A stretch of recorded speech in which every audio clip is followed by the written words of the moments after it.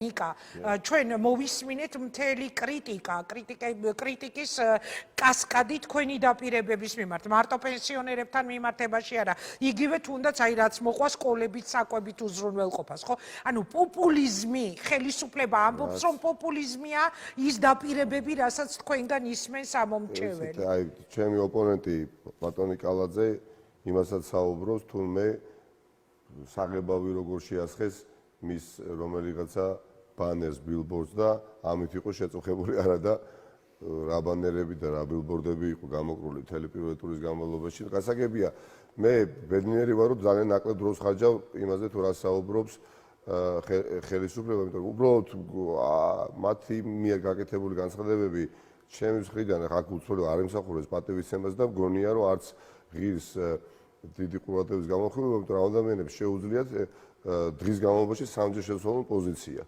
მართაც ასე აკეთებენ, დღის განმავლობაში ცვლიან 3-ჯერ, 4-ჯერ პოზიციას, ნუ ყოველ შემთხვევაში კვირის განმავლობაში ნამდვილად ამას აკეთებენ.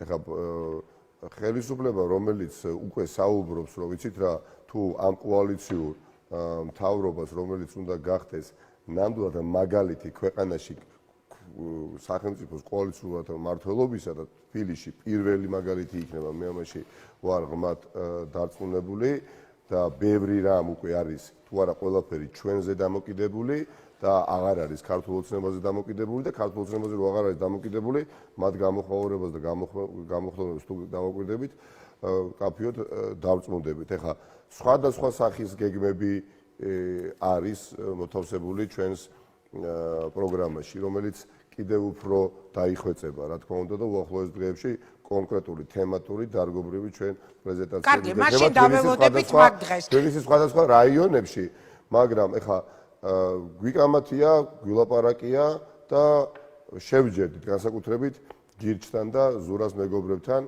მქონდა ცხარე დისკუსია, უბრალოდ მივედით იმ აზრამდე, რომ გარდამავალ ეტაპზე, სანამ ჩვენ ვიცით, რომ ჩვენს გარშემო 35% მოსწავლეების მართლაც შიმშილობენ და არის ეს რეალობა კვლევა 212,425 კვლევა სულაც არ არის რა საჭირო რა ნამდვილად UNICEF-ის კვლევაო ასე არის 35% მოსწავლეების შიმშილობენ და განიცდიან შიმშილს ხო კი ბატონო შეგვიძლია ჩვენ თანხა სოლიდური 80 მილიონი ლარი თბილისის მოდერნიზებაში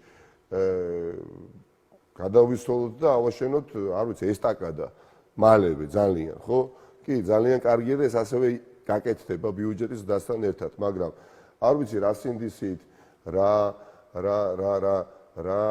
გულით უნდა ვაკეთოთ და ვახორციელოთ ინფრასტრუქტურული პროექტები, როდესაც ვიცით, რომ ბავშვები, რომლებიც ყველას უყავს, შიმშილობენ ამ ქალაქში. ამიტომ ეს არის დროებითი ღონისძიება, მანამ სანამ ამ ძიმ ეკონომიკური მდგომარეობიდან ქვეყანას არ გამოვიყვანთ, მიმაჩნია, რომ ამ ქვეყანაში შიერი ბავშვი არ უნდა დადიოდეს სკოლაში.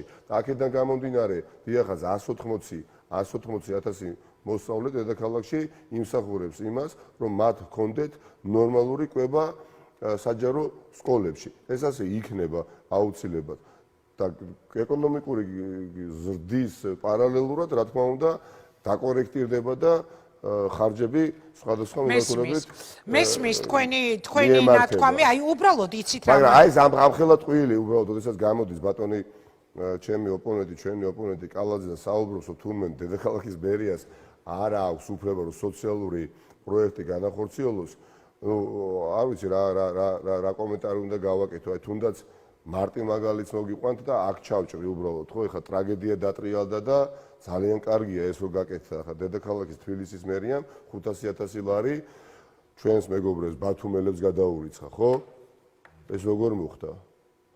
როგორ ეხლა დედაქალაქის მერიას თუ მისავე მუნიციპალიტეტში არ აქვს იმის შესაძლებლობა, რომ განახორციელოს თუნდაც სოციალური პროექტი, ამას ეხლა რო საუბროს, ნუ თუ ჯერა ბატონ კალაძეს, რომ ვინმე დაიჯერებს.